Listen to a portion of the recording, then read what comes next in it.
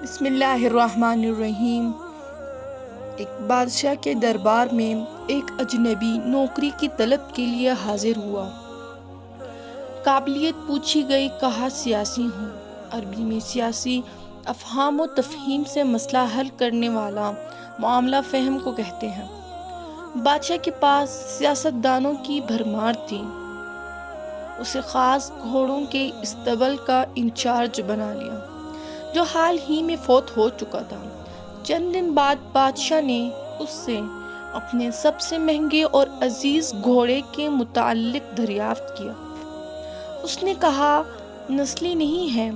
بادشاہ کو تعجب ہوا۔ اس نے جنگل سے سائس کو بلا کر دریافت کیا۔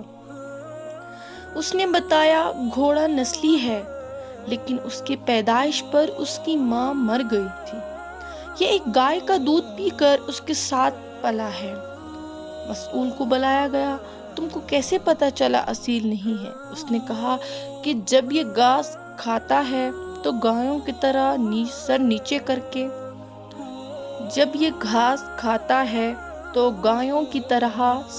کر کے جبکہ نسلی گھوڑا گھاس منہ میں لے کر سر اٹھا لیتا ہے۔ بادشاہ اس کی فراست سے بہت متاثر ہوا۔ مسئول کے گھر اناج، گھی، بھنے دمبے اور پرندوں کا اعلیٰ گوشت بطور انعام بھجوا دیا۔ اس کے ساتھ ساتھ اسے ملکہ کے محل میں تعینات کر دیا۔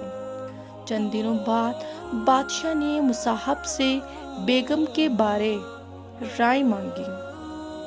اس نے کہا طور و اطوار تو ملکہ جیسے ہیں، لیکن شہزادی نہیں ہے۔ بادشاہ کے پیروں تلے سے زمین نکل گئی۔ حواس بحال کیے، ساس کو بلا بھیجا، معاملہ اس کے گوش گزار کیا۔ اس نے کہا حقیقت یہ ہے، تمہارے باپ نے میرے خاوند سے ہماری بیٹی کی پیدائش پر ہی رشتہ مانگ لیا تھا، لیکن ہماری بیٹی 6 ماہ ہی میں فوت ہو گئی تھی۔ چنانچہ ہم نے تمہاری بادشاہت سے قریبی تعلقات قائم کرنے کے لیے کسی کی بچی کو اپنی بیٹی بنا لیا۔ بادشاہ نے مصاحب سے دریافت کیا تم کو کیسے علم ہوا؟ اس نے کہا کہ اس کا خادموں کے ساتھ سلوک جاہلوں سے بدتر ہے۔ بادشاہ اس کی فراست سے خاصا متاثر ہوا۔ بہت سا اناج، بھیڑ بکریاں بطور انعام دیے، ساتھ ہی اسے اپنے دربار میں متعین کر دیا۔ کچھ وقت گزرا، مصاحب کو بلایا، اپنے بارے دریافت کیا۔ مصاحب نے کہا جان کی امان۔ بادشاہ نے وعدہ کیا۔ اس نے کہا نہ تو تم بادشاہ زادے ہو، نہ تمہارا چلن بادشاہوں والا ہے۔ بادشاہ کو تاؤ آیا، مگر جان کی امان دے چکا تھا۔ سیدھا والدہ کے محل پہنچا۔ والدہ نے کہا یہ سچ ہے، تم ایک چرواہے کے بیٹے ہو، ہماری اولاد نہیں تھی تو تمہیں لے کر پالا۔ بادشاہ نے مصاحب کو بلایا، پوچھا بتا تجھے کیسے علم ہوا؟ اس نے کہا کہ بادشاہ جب کسی کو انعام و اکرام دیا کرتے ہیں تو ہیرے موتی جواہرات کی شکل میں دیتے ہیں، لیکن آپ بھیڑ بکریوں کھانے پینے کی چیزیں عنایت کرتے ہیں۔ یہ اسلوب بادشاہ زادے کا نہیں ہے، کسی چرواہے کے بیٹے کا ہی ہو سکتا ہے۔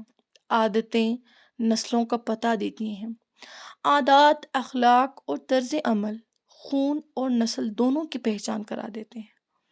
بس اخلاق و اطوار، سیرت و کردار حضرت محمد صلی اللہ علیہ وآلہ وسلم و حضرت زہرا سلام اللہ علیہا کی طرح اپنائیں، تاکہ لوگ بتائیں محمد و آل محمد کی امت میں سے ہیں۔